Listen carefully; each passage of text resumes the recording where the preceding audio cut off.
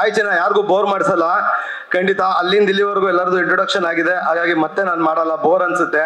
ಈ ನಮ್ ಸಿನಿಮಾ ಕಷ್ಟ, ಸಿನಿಮಾ ವೇದನೆ, ಸಿನಿಮಾ ರೋದನೆ ಅದೆಲ್ಲ ನಮ್ಗೆ ಇರ್ಲಿ. ನಾವಿಲ್ಲಿ ಬಂದಿರೋದು ನಿಮ್ಮನ್ನ ಖುಷಿ ಪಡ್ಸಕ್ಕೆ. ನನಗೆ ಕಾಲಲ್ಲಿ ಆಣಿ ಇತ್ತು, ಹಂಗೂ ಡ್ಯಾನ್ಸ್ ಮಾಡಿದೆ, ಪೈಲ್ಸ್ ಇತ್ತು, ಮ್ಯೂಸಿಕಲ್ ಚೇರ್ ಗೆದ್ದೆ, ಮೆಡ್ರಾಸ್ ಆಗಿತ್ತು, ಬೋಂಡ್ ಯಾರೋ ಗೆದ್ಕ ಬಂದೆ. ಅದು ಅವ್ರು ಬೇಡದಿರೋ ವಿಚಾರಗಳು. ನಮ್ ಸಿನಿಮಾ ಬಾಧೆ ಅದು, ನಮ್ ಸಿನಿಮಾ ರೋದನೆ ಅದು. ಹೌದು, ನನಗೆ 40 ಹೊಲಿಗೆ ಹಾಕ್ಸ್ಕೊಂಡು ಕೆಲಸ ಮಾಡಿದೆ, ಫ್ರಾಕ್ಚರ್ ಇದ್ರು, ಫೈಟ್ ಮಾಡಿದೆ, ಅದು ಬೇಡ ಅವ್ರಿಗೆ ಯಾರಿಗೂ. ಅವ್ರಿಗೆ ಬೇಕಿರೋದು ಒಂದು ಖುಷಿ. ಪಾಠ ಕೇಳಕ್ ಸ್ಕೂಲ್ಗೆ ಹೋಗೋದಿತ್ತು, ಮೇಷ್ಟ್ರು ಕರ್ಕೊಂಡು ಇಲ್ಲಿಗೆ ಬರೋದು ಬೇಕಿರಲಿಲ್ಲ. ಯಾರಿಗೂ ಬೋರ್ ಹೊಡ್ಸಲ್ಲ. ಎಷ್ಟೊತ್ತು ಮಾತಾಡ್ತೀನೋ ಅಷ್ಟೊತ್ತು ಖುಷಿ ಆಗಂಗೆ ಮಾತಾಡ್ತೀನಿ. ಏನೋ ಕೇಳಿದ್ರಿ.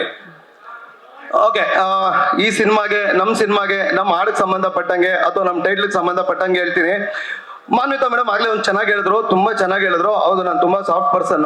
ಬಟ್ ಮಾನ್ವಿತಾ ಮೇಡಮ್ ಏನ್ ಗೊತ್ತಾ, ನನ್ನ ಜೀವನದ ಇಂಟರ್ವಲ್ ಮೇಲೆ ಬಂದ್ರು. ಸ್ಟಾರ್ಟಿಂಗ್ ನಾನು ಬೇರೆ, ಅದೆಲ್ಲ ಆಮೇಲೆ.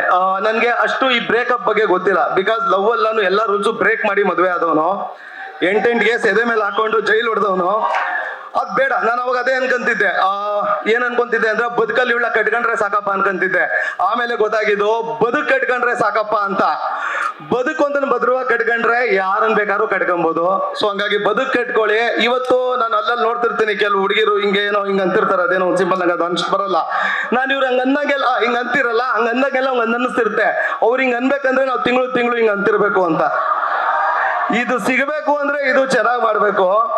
ಆಮೇಲೆ ಒಂದು ಈ ಬ್ರೇಕಪ್ ಇದೇನ್ ಕೇಳ್ತೀವಲ್ಲ, ಬ್ಯಾಕಪ್ ಇಲ್ಲದೆ ಯಾರು ಬ್ರೇಕಪ್ ಮಾಡ್ಕೊಳಲ್ಲ ಚಿನ್ನ. ಫಸ್ಟ್ ಅದನ್ನ ತಲೆಯಲ್ಲಿ ಇಟ್ಕೊಳ್ಳಿ.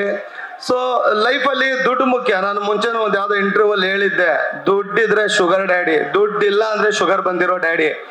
ಸೊ ದುಡ್ಡು ಇಂಪಾರ್ಟೆಂಟು. ಓದೋ ವಯಸ್ಸಲ್ಲಿ ಓದಿ ಬದುಕನ್ನ ಚೆನ್ನಾಗಿ ಕಟ್ಕೊಳ್ಳಿ. ನಾನು ನೆನ್ನೆನೂ ಇವ್ರಿಗೆ ಅದನ್ನೇ ಹೇಳ್ತಿದ್ದೆ. ಅಂದ್ರೆ ನಾನು ಹುಡುಗರ ಪರ ಮಾತಾಡ್ತೀನಿ, ಯಾಕಂದ್ರೆ ನನ್ ಹುಡುಗರ ಪ್ರೀತಿ ಗೊತ್ತು, ಹುಡುಗಿರ್ ಪ್ರೀತಿ ಅಷ್ಟು ಗೊತ್ತಿಲ್ಲ. ಹುಡುಗಿರ್ ವರ್ಷನ್ ಯಾರಾದ್ರೂ ಬಂದು ವಾದ ಮಾಡೋದಾದ್ರು ಮಾಡಿ, ನಾನು ಆನ್ಸರ್ ಮಾಡ್ತೀನಿ, ಯಾರು ಬೇಕಾದ್ರು. ಇಲ್ಲ ಗುರು ನಾವ್ ಹಿಂಗೆ ಅಂತ ಬರ್ತಿರೋ ವಿಷಯ ನೀವೇ ಬನ್ನಿ ನೀವು ಕಡಕಾಗಿ ಮಾತಾಡ್ತಿರಲ್ಲ.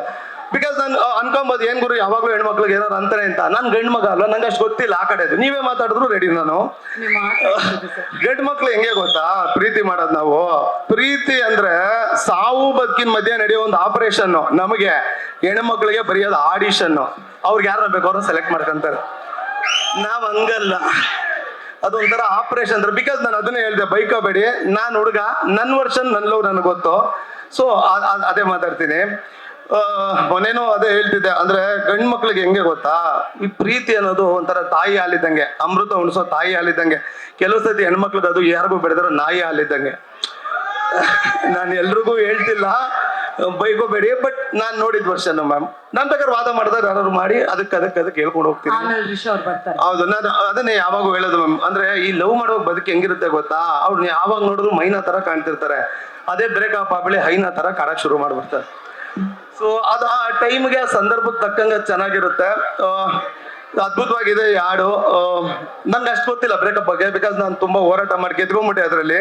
ಯಾವಾರಿದ್ರೆ ಹಿಂಗೆಲ್ಲೋ ಇರ್ತಿದೆ ಅನ್ಸುತ್ತೆ, ಅಲ್ಲೆಲ್ಲೋ ಒಂದ್ ಕಡೆ ಪೇಂಟ್ ಹೊಡ್ಕೊಂಡು ಗೆದ್ದಿದ್ದರಿಂದ ಸ್ಟೇಜ್ ಮೇಲೆ ನಿಂತಿದ್ದೀನಿ. ಅದ್ಭುತವಾಗಿದೆ ಹಾಡು, ಚೆನ್ನಾಗಿ ಮಾಡಿದ್ದಾರೆ. ಇಡೀ ಟೀಮ್ಗೆ ಒಳ್ಳೇದಾಗ್ಲಿ ಮ್ಯಾಮ್. ನಾನು ಇದಕ್ಕೆ ಮೇಲೆ ತುಂಬಾ ಮಾತಾಡ್ರೆ ಬೋರ್ ಅನ್ಸುತ್ತೆ. ತುಂಬಾ ಮಾತಾಡ್ಬಿಟ್ಟಿದೀವಿ ಎಲ್ಲರೂ. ಮುಂದಿನ ದಿನಗಳಲ್ಲಿ ಮಾತಾಡ್ತೀನಿ.